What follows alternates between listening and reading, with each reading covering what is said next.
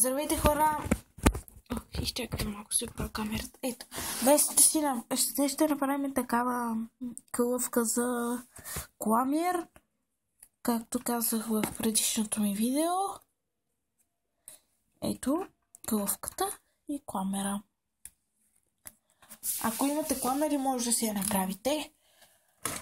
За целта са ви нужни кламери, разбира се. Ето, аз ще използвам само един. И ще използвам бяло. Ето, бяло. Така. Ще ни трябва лист. От него съм рязала вече в предишното видео. Го показвам. Тънкописец, маркери, ножица и тиксо. И да започваме. Така, първо взимаме листа и си рисуваме едно сърце.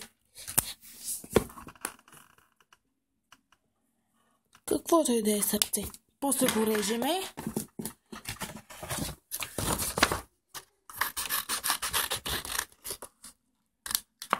Дръпна към мен, тъй като няма как да го покажа.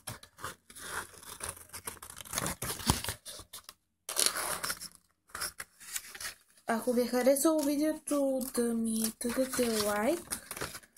Лайк е това, пръстчето нагоре. Ако не ви е харесало, дайте пръстчето, което е надолу. Ако нещо не ви се е получило, пишете ми в коментарите или изгледайте на ново видеото.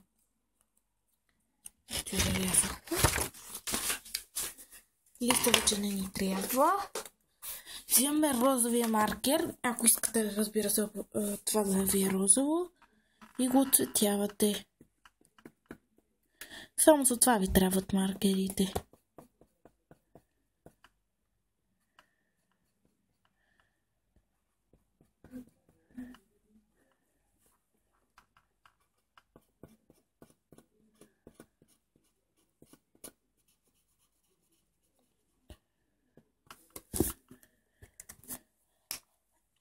Ето, приключихме с маркерите.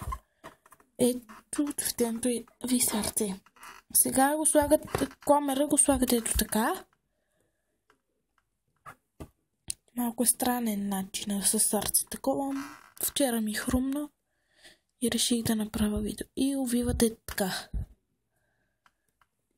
Взимате малко тиксо.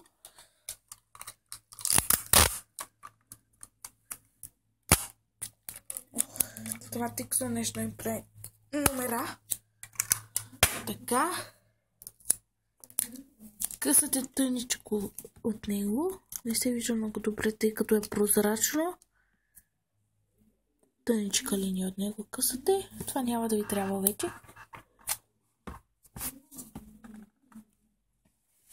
И си го лепите тук.